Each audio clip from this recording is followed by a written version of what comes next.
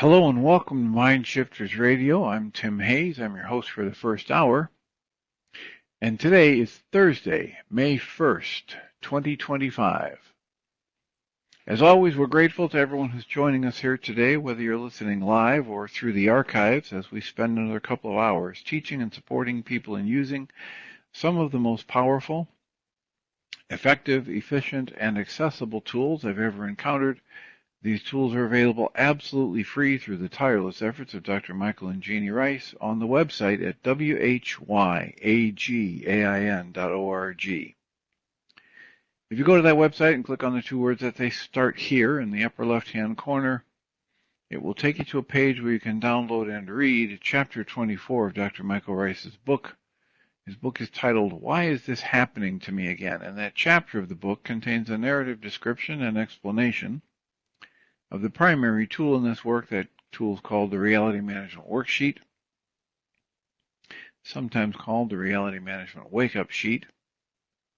And it's a tool I've been using to great effect for over 20 years now to improve the quality of my life and most of my relationships, and to turn any negative emotional experience I have into part of the infallible guidance system that each and every one of us has been given.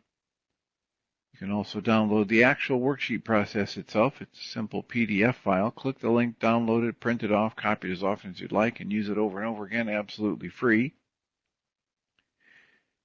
You can also download a whole host of audio files of shows just like this one, where people have been stepped through the worksheet process, and if you choose to listen to them even repeatedly, they can serve as a powerful tutorial for you to help you get maximum benefit from these tools in the shortest amount of time possible. You can also go to your App Store and type in the three words Heartland Aramaic Forgiveness. And if you choose to do that before you're done typing the word forgiveness, you'll see the glowing heart icon.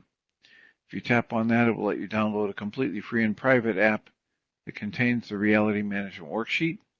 It contains an abbreviated version of that worksheet process, and it contains a copy of the Dragon Klingon game, which is a wonderful way to introduce these tools to even younger audiences.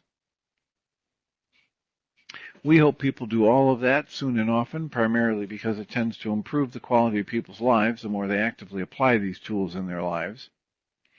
And secondarily, because it tends to prompt comments, questions, answers, and testimonials. If you have any of those to share with us, we would appreciate you doing so by giving us a call at that's autopilot.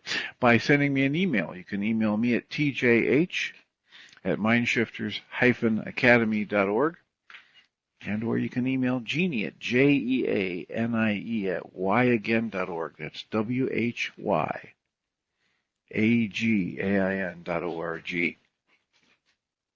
And if we get a question or a comment from you, we'll address it on the internet show, and then as time allows, send you a notification about what day and time that occurred, so you can listen back to the archives for your feedback or input. And alternatively, at this stage of the game, if you're listening through live.needle.com/mindshiftersradio, we're glad you're here, glad you're spending time with us, and yet you do not have the capacity from that format to raise a question or type in a comment or speak to us voice to voice. If you want to have access to that, you would need to go to your App Store and search for Needle, N-E-D-L. It's an AI tuner for live radio. And download the app, open it, sign in, answer a few questions, and then you would have the capacity to either type a comment in the chat room or speak to us voice to voice. And we greatly appreciate whenever anybody does that, whether they send us an email or type in the comments in the app, because it makes it infinitely easier for us to live into our intention with this work. The intention we have with this work is to be of service. And that's just boatloads easier to do when we know how these things are landing for people. So I will leave it at that and invite your comments and questions, and remind people that even if I seem to be in the middle of a monologue or reading something with commentary, I welcome input. I welcome comments and questions, and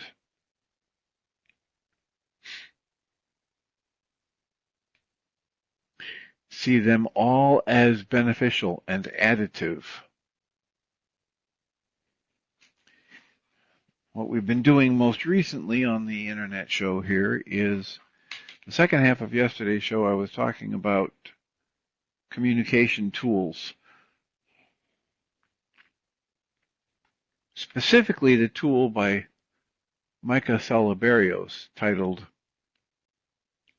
The Art of Nonviolent Communication. And it's based on the work of Dr. Marshall Rosenberg, who has written other lengthy books about this, but the shorter 1-hour audio from Micah Salaberios serves as a very good overview, including a template for applying this useful tool in communication skill. And within that 1 hour, he outlines the process, gives a nice template for it, and gives some examples of how it has worked in his life. So I recommend it highly. And before I get back to reading from the book by Christian Sundberg titled A Walk in the Physical, I wanted to talk a little bit about boundaries, because that topic came up in the most recent session I had, and there's a lot of boundaries is another one of those words that, when we recognize that every word is just vibrations, and the only meaning a word has is the one that's contained in the brain cells or the brain content of the person who hears that word and interprets it a certain way, or hears that vibration and interprets it a certain way. And so, just like the word God and most of the words around politics and other things, the word boundaries can be a real hot button topic for people. I remember I've been at Heartland in the past where there had been people that were very offended by my use of the word boundaries, or they generated a lot of offense in response to my using a word like boundaries, and they viewed it as a wall or a fence or keeping people at a distance. They viewed it as very unhealthy to have boundaries. And so I think it's useful to have a working definition, and the definition that I use for boundaries is everything that I say and do that educates the people around me about what I think is acceptable and not acceptable. And usually when I start talking about this, I say, I have a lot of people that get very excited about this. They say, that's great. I'm going to tell people what I think is acceptable and not acceptable, and that's fabulous. And I slow them down and say, you know what, it sounds like you might have missed one of the key points in this work, which is that everything you say and do educates the people around you about what you think is acceptable and not acceptable. Not just those things that you think you're going to craft in a certain way to send a certain message. And the example I like to give is the father who is very well-intentioned and raises his children to think that honesty is the best policy, and no matter what's happened, it'll always go better if you tell the truth, etc. And he tries to live his life that way, and he has a teenager that answers the phone one summer afternoon when he's working in the garage, and the phone rings in the house, and the teenager says, "Hey, Dad, Uncle Larry's on the phone." And the father shouts back, "Tell him I'm not home." Well, in that moment, in that one interaction, the father has demonstrated to the daughter, to the child, teenager, male or female, whatever, that The truth of the matter is, the father lives his life differently than what he preaches to his children. That truth is something that's meant to be manipulated for convenience. And it doesn't matter how many times the father says, you got to be honest and the truth is the best thing. And when the father behaves in a certain way, the behavior sends a much more powerful message than the words. And that's what I'm talking about to people over and over again with boundaries. When I say to somebody in a relationship, you know what? I'm not going to tolerate you treating me like this or talking to me that way or eating my food out of the refrigerator or whatever it is that I say I'm not going to tolerate. And yet I stay in the relationship and the behavior continues. And time after time, every time the behavior happens, I go on a rant verbally telling the person how unacceptable it is, and yet I stay in the relationship. And in that moment, my behavior is communicating far more effectively, far more powerfully than my words. And so in my work with people around boundaries, when I say that boundaries are everything I say and do that educates people around me about what I think is acceptable and not acceptable, and then I follow it up with the qualifier that says everything I do and say educates people around me about what I think is acceptable and not acceptable. And whenever my behavior goes in one direction and my words go in another, the intelligent people around me pay attention to my behavior. And so the boundaries that I create, the boundaries that we're always doing boundaries. We are always saying and doing things, and that is what educates the people around us about whether or not we think a certain pattern of behavior or thought is acceptable or not acceptable. And that's a tough pill to swallow for a lot of people because they were raised in a family where parents said one thing and did another. So the people learned that's what they do. They say one thing and do another. And they want people to pay attention to what they say, and they don't want to be held so accountable for what they do, especially when what they do doesn't line up with what they say. So, boundaries. How am I in my life saying one thing and doing another? How am I in my relationships inconsistently sending signals about what I think is acceptable and not acceptable?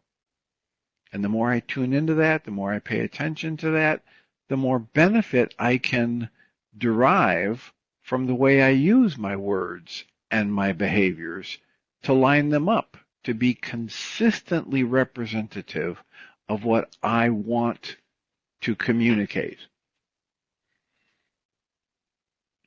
So I have plenty of time for questions and comments about this topic. It's a hot button topic every time it comes up in my therapy sessions. And before I get back to reading from the book by Christian Sundberg titled A Walk in the Physical, I wanted to spend a little bit of time talking about this. It's what I say matching what I do. It's how my words and actions in concert can be the more powerful mechanism for setting effective boundaries.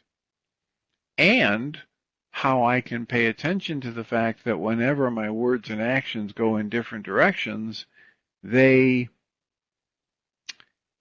send the message that my behavior communicates. They don't send the message that my words are trying to communicate. And as I've mentioned in a recent show with comments about this, but Guy Finley talks about it in this way, and he says, if you are direct and communicate, effectively with people about what you think is acceptable and not acceptable, and they don't change their behavior and they keep doing what you find unacceptable, you are not responsible for what they put themselves through when you leave. And I know we've got, varying degrees of agreement about the idea of leaving and when it's appropriate to leave a relationship, etc. But the bottom line is we all have to decide for ourselves how long we stay in a relationship and whether or not it's truly beneficial and when we leave. And as a professional in the field, when people ask me, I'm frequently beginning and ending those conversations with the three repetitions of safety first, safety first, safety first. And it's not just physical safety I'm referring to there, right? And I'm talking about what's best for you physically, mentally, and emotionally. And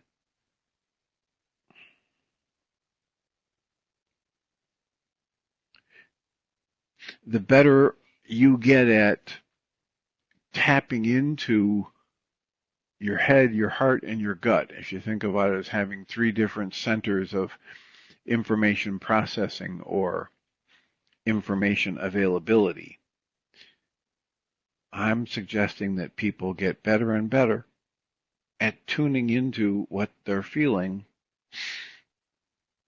at all three levels, physically, mentally, and emotionally. And using that rather than some theoretical guideline or what their favorite teacher likes to say or profess, and just take full responsibility for the fact that when you stay in a relationship, you're staying in the relationship. It's your choice. I like to say to people, I can be walking down the street and anybody can walk by me and hurl an insult or a beer can at my head or whatever. I can't stop somebody from being abusive to me. And yet, while that's true, I have to actively participate in an abusive relationship. So please be aware that as you choose to leave or you choose to stay in a relationship, you're half of the equation. And so often in our culture, we're taught to focus on the other person's half of the equation. Did you see what they just did? Did you hear what he called me? Can you believe what this person, and they want to go around talking to other people, sometimes even the therapist, and focus on what the other person did. As if the idea is if I can get other people to agree with me that I'm right and the other person's wrong, that'll make some difference in the relationship. And I've been doing this work for over 51 years now, and I'm here to tell you, I've never seen it make a difference in a relationship. It doesn't matter how many people I get to agree with me that somebody else is wrong and what they did was wrong. It doesn't change the relationship, doesn't change the other person. So, again, the core of this work for me is inviting people to step into closer and closer to 100% responsibility for every emotion that they're experiencing and for every behavior that they choose. And those behaviors include how long I stay in a relationship, not just what I do in the relationship, but also how long I stay in it, especially when my assessment of what the other person is doing is not nice, isn't healthy, isn't loving or respectful, as far as I'm concerned. The more I stick around and I say to the person, you better not do that again, and that's unacceptable to me, but then I stay and I don't significantly change my behavior is telling them it's perfectly okay to treat me this way. You can still get everything you want from me, despite the fact that you're treating me in ways that I consider to be abusive. It reminds me of a young woman I was working with, and she had a very good job at a high-rise in Chicago, working in some kind of a property management position. As I remember it, it was somewhere above the 14th floor in one of these high-rises that they had their offices. And she had come from a very abusive family of origin, and so she'd done quite a bit of work about boundaries and talking and therapy. And one day she came into the therapy session and said, "You'll be so proud of me." And I said, "Oh, yeah? What happened?" She said, "Well, I was at work, and I'd been working on this project, and I gave everything to my boss, and it was all, and then out of the blue, he comes up to me when I'm standing in front of the elevators in the foyer of the office floor, the suite. And so there's an open area and a receptionist, and there are cubicles that line either side of that go to the back. So in front of all these people, I'm standing there with a couple of the people that report to me and a couple of my people of the same level of supervisor that I am. And he came up to me and he starts railing at me and saying, "What are you stupid or just ignorant or just being, defiant? And now where's this report? And I need to have this." And she said, instead of crying, instead of breaking down, I just said to him very calmly, I took a breath, I thought of all the work we've done here, and I said to him, "I talked to you about this 2 days ago. My portion of the report is done. This other portion of the report has gone to the printers, and we're waiting for these people to bring their input, and it should be on your desk by Friday." And she said, "So, how did I do?" And I said, "Well, if your intention was to train your boss to believe that he can be abusive to you in front of your peers and your subordinates and still get everything he wants out of you, you did great." And she shook her head and said, "What are you talking about?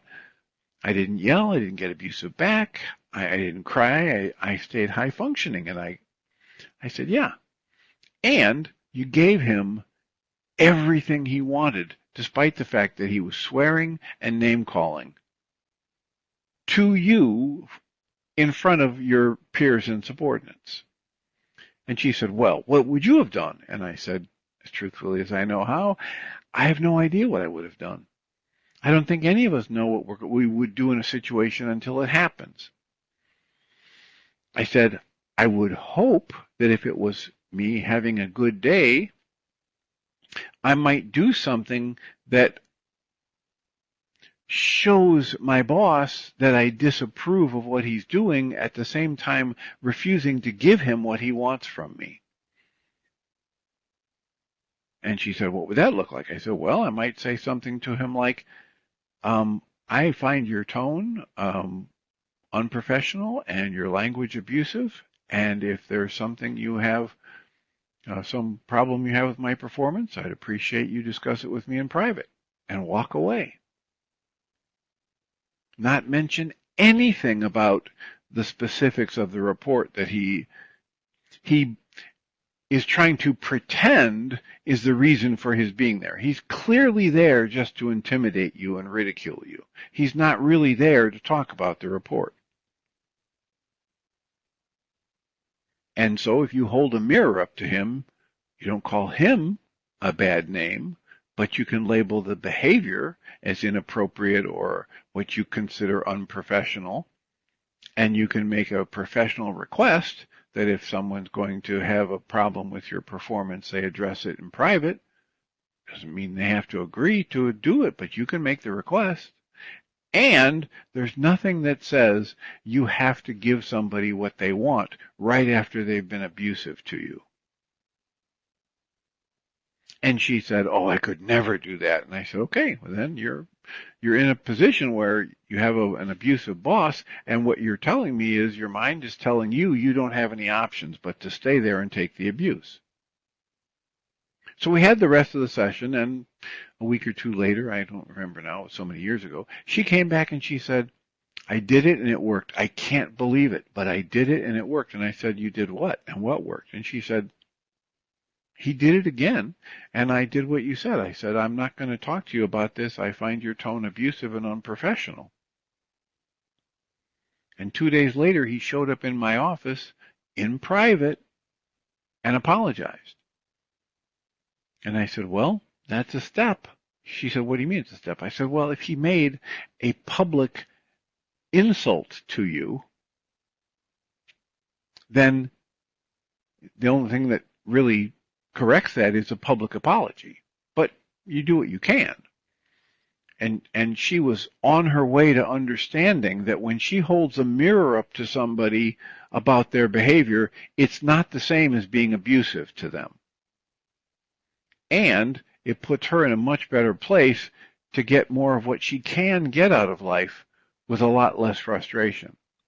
Because she's not focusing on what the other person is doing, she's focusing on herself and saying, "I am not going to give you what you're asking for when you're being abusive to me, or when you're doing things that I consider abusive."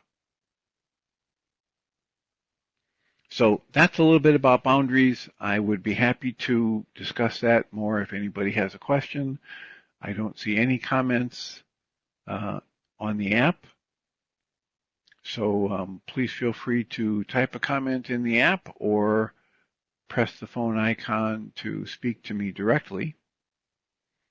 And I would be happy to answer any questions you have about the concept of boundaries and or how they might actually play out in life in various situations. And in lieu of anybody raising a hand or typing a comment, I will return to reading from the book A Walk in the Physical, written by Christian Sundberg. And I'll remind people that at this stage we're still hopeful that on August 1st, Christian Sundberg will be here for the show to do a live interview and answer questions if people have them.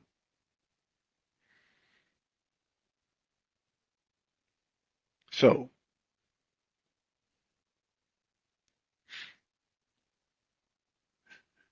back to the idea of the essays with Christian Sundberg's book, A Walk in the Physical.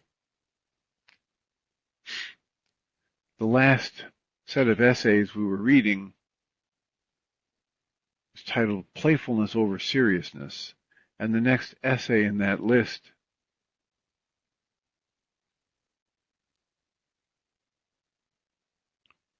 let me just check, make sure I'm not repeating myself here. All right, so we have finished that set, that theme. And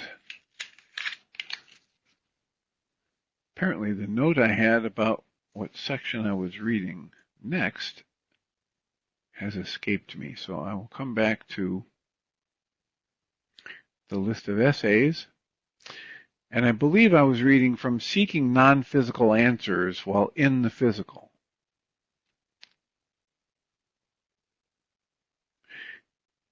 And the next essay there to read is titled Spirituality, the Search for What is Real. And every time I read that, I think about one of my favorite statements from Guy Finley, where he writes,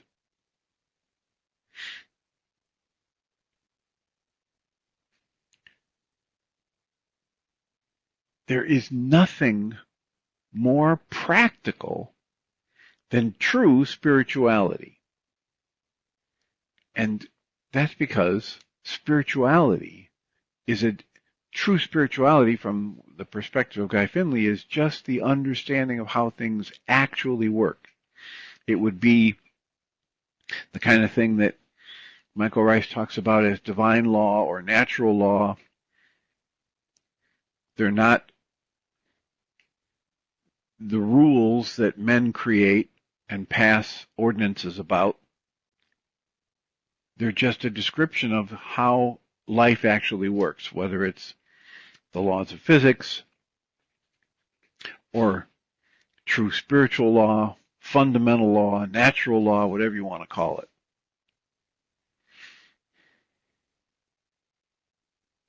And here Christian Sundberg writes, true spirituality is the dwelling in what is real.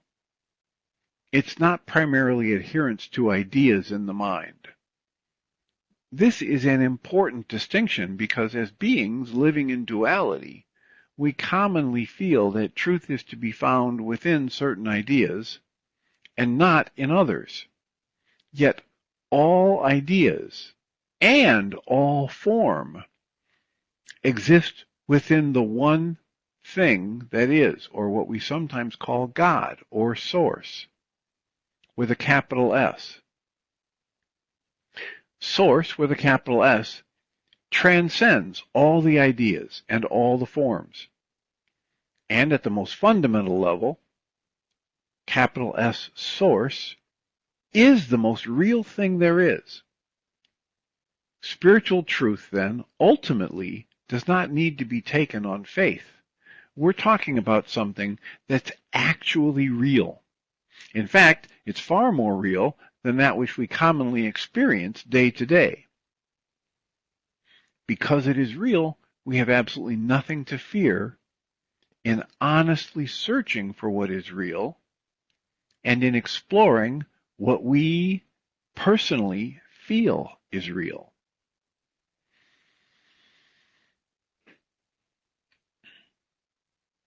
Now, something about that last reading has me thinking, I know a lot of people, and they experience all kinds of really intense things. The problem is their life with their family, their culture, their language has taught them to believe that those things are only being felt by them because of what somebody outside of them did or said or didn't do. And the actuality that we can observe for ourselves and that we're invited into with work like this is that we are the ones that create our experience of life. And we do that because we are the ones that give whatever meaning that we create for life in the moment-to-moment situation is the only meaning we experience. And so if I have an experience and I say this is being caused by someone or something outside of me, I lock that in, and I think that's the actual truth. The fact that that never happened is irrelevant. If my mind is busy telling me what I'm telling my mind to tell me, that's all there is. And I feel it, and I see it, and it makes perfect sense to me, and no one that I know can talk me out of it. I can back up and observe it differently, and maybe I would begin to see it differently, and then a change will take place. But as long as I'm still seeing it and I'm still feeling it a certain way,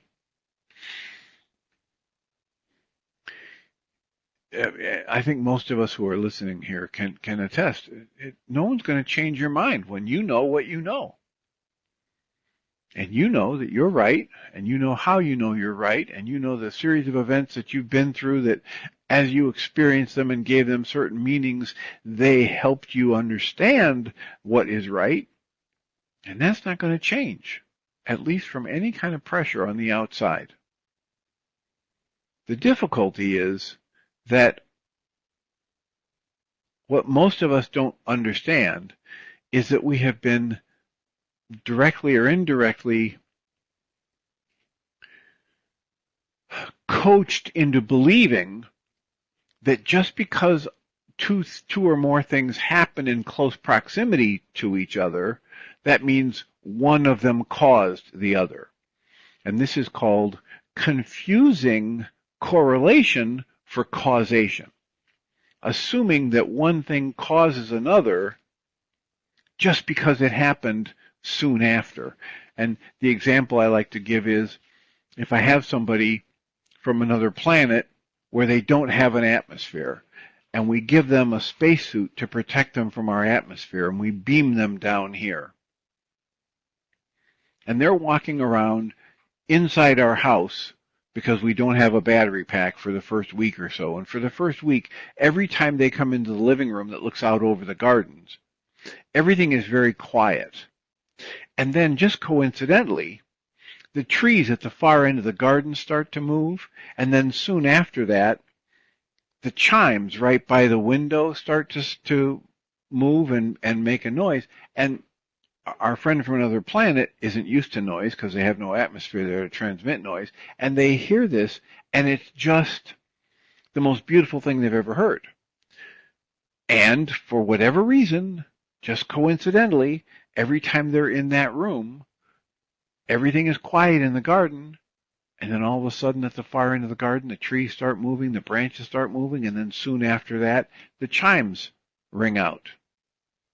Well, time passes, we eventually get the battery pack for them, and we can go out, and we take them outside, and they make a beeline for the backyard, and they go to the far end of the garden, and they start grabbing a tree branch and shaking it, and then looking at the house with expectation.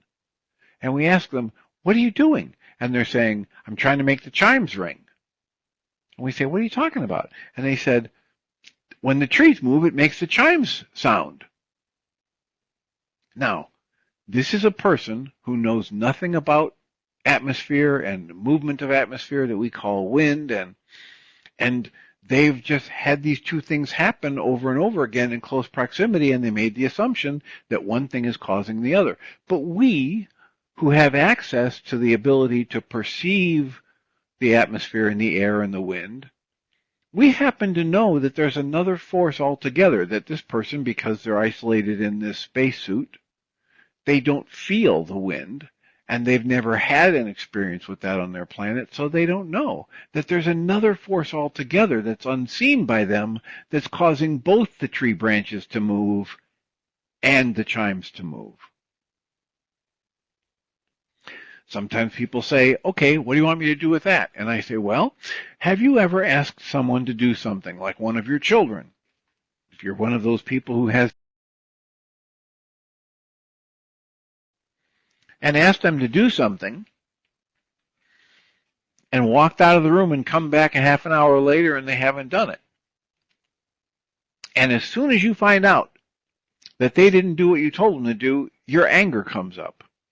Most people say yes. And we assume that because as soon as I find out they're not doing what I told them to do, I feel anger, we assume that one is causing the other, that they're not doing something is causing my anger. But there's another force, there's another dynamic altogether that we're not paying attention to that is happening in the blink of an eye in that moment, and we haven't been taught to pay attention to it. What is that dynamic that's happening? I'm assigning a meaning to the fact that they didn't do what I asked them to do. And that meaning I assign to that actuality has a negative connotation that resonates this anger. They're disrespecting me. They're undermining my authority as a parent. Now, because they didn't do that, we're never going to get to church on time. Whatever it is, it's the meaning that I choose and apply to this dynamic that I think is happening outside of me that is resonating or causing the upset that I experience as anger. It's not that what they did triggered me. Even if I ask my son or daughter to do something and they turn around with indignation and say, "No," their saying no doesn't cause anger in me. If I assign a meaning to that, if it's, say, a 2-year-old, and I assign a meaning, "Oh, that's so cute," I don't generate anger. If the meaning I give to them saying no and stomping their foot is cute, I generate joy, compassion, laughter. But if I throw the meaning on this that says they're being defiant and I have to win this as a parent to make sure that they learn to respect authority, then I can generate all kinds of other emotions. But the dynamic that's generating my emotions is not what's happening outside of me. And unless I'm made aware of that possibility and I'm introduced to it and I can start to question it for myself, I won't ever discover that. As long as I go into a situation thinking, I know what's going on here, I know what makes me angry, I know what makes me happy and sad and frustrated, I'm going to leave that situation knowing what I knew. I have to go into a situation with two direct observations active. One of them is, I don't know everything. This is easy enough. I don't know everything there is about gourmet cooking. I don't know everything there is by any stretch of the imagination about even my own field of psychology. I don't know everything there is to know about auto mechanics. So I can have the active observation in my mind as I go into life that I don't know everything. And then the other active observation I can keep open is, because I don't know everything, whatever it is I think I know is either only partially true or perhaps even completely false. If I go into a situation with that in mind, I can be said to be doing the search for what is real. I can be said to be pursuing spirituality. So, back to Christian's writing here. Many people find it terrifying, however, to explore what they feel is real because they believe that the world is a terrible place, or they believe that life is terrible. Indeed, they have much evidence to convince them of what they call a fact. In fact, this reality will always give us evidence to support whatever we believe. You believe the world's a dangerous place, you're going to see plenty of evidence that the world's a dangerous place. Dr. Michael Ryce has one of his 2-hour lectures available on DVD.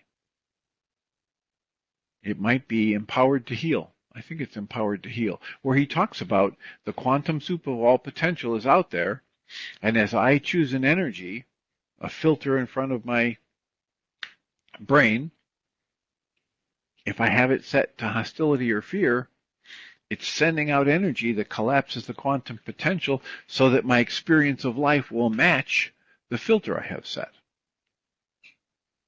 If I have the filter set to love or Rachma, that means the quantum soup is going to collapse in ways to show me love and show me things to be grateful about.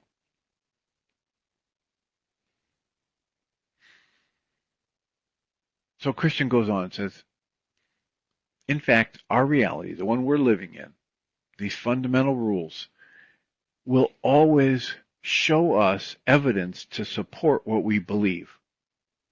This occurs because the thing that is fundamentally true is not our beliefs themselves, but our awareness, our consciousness itself.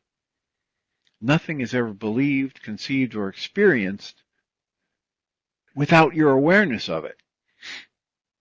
And thus, in order to actually discover what is real, we must be willing to truly and deeply explore the most challenging thing there is to explore, and that is ourselves.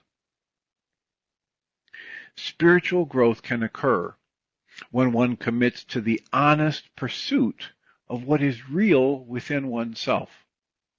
Doing so, however, takes considerable personal courage, because it means one must be willing to feel what one actually feels and face what one actually is. It's far, far easier to place the blame on certain ideas or to cling to long-held beliefs for safety. It's easier to do that than it is to drop the charade of the ego and allow oneself to actually experience everything, including the experience of uncertainty about what is real. But the whole charade of the ego is ultimately an illusion. It is not real, except to the degree that we have made it be real for us. Truth, on the other hand, will stand up to scrutiny because it simply is. But since truth transcends the human mind alone cannot fully discern it. Because consciousness transcends the objects of the mind that it beholds, the window to true discernment is a deep familiarity with that which is more real in one's own mind. What is that? One's awareness itself. Your consciousness itself is more real than your thoughts about it. That is why meditation is such a valuable tool. Meditation is simply exploring what actually is. By dwelling fully in the present moment, instead of being lost in the many thoughts of the illusory mind, we explore what actually is. So, that was essay titled Spirituality, the Search for What is Really Real. The next essay under the category heading of Seeking Non-Physical Answers While in the Physical is titled Seeking Truth Beyond Knowledge. And Christian writes, many who seek truth in knowledge believe that there is some universe out there and that our job as truth seekers is to go and figure out that universe. Ironically, the one who is looking at the external forms, as we call them sense data, whatever's hitting our senses, and the internal forms, which we call ideas and these understandings of the dualistic experience, when we're doing that to find the answers, we're often missing a constantly available clue. The forms one is evaluating only exist within one's awareness of them. All forms are contained within awareness. It is not that awareness only exists within form. That distinction is exactly what we call the veil that allows spirit to experience on earth. That is what clouds the individual's awareness of his or her deeper transcendent nature so that she or he can get lost in the world of form. The individual then, having, quote, forgotten, close quotes, or just lost sight of what he or she really is, just for a time, that individual goes out and seeks the answers to existence within the world of form itself, since from their position, form seems to be reality. However, looking in the world of form for the, quote, big picture, close quotes, is like a video game character looking for the answer to everything within the video game itself. There's not a single thing within the video game environment that will explain the nature of the physical computer or the server or the building that the server resides in or the motivations behind the people that built the server or built the building. In fact, since the video game character can only understand reality using video game world assumptions and concepts, it's not even possible for the character to understand the nature of the larger reality, because he's using his local video game knowledge-based intellectual mind and nothing else. You and I are similarly bound. This is why Einstein said, you and I are like cats and dogs walking through the Library of Congress. Now think about the Library of Congress. It's one of the largest repositories of knowledge that humans have accumulated since this country began. And it makes an effort to accumulate knowledge that goes beyond the time when this country was formed. So the Library of Congress has all kinds of documents in it and scrolls and artifacts, all kinds of books, thousands and thousands of books. And yet, when a dog or a cat is walking through the Library of Congress, it cannot access the knowledge that's in those books or scrolls. That's just like the video game character within the video game. Can't access knowledge beyond what's been programmed into their intellectual mind within the game. You and I are similarly bound. We can't have a deep intellectual knowledge of things that go beyond the intellect. Christian writes, you and I are similarly bound. None of the metaphors, ideas, or relationships of earth can explain the, quote, big picture, quote, the answer, close quotes. If one wishes to find truth, he or she must do so beyond knowledge, meaning beyond words, beyond the intellect, beyond your language format. So how do you do that? Well, there are no words that can truly communicate this deep personal process. As it occurs, it bubbles up beneath form and beneath action itself. However, for the action-oriented mind, we can say the following.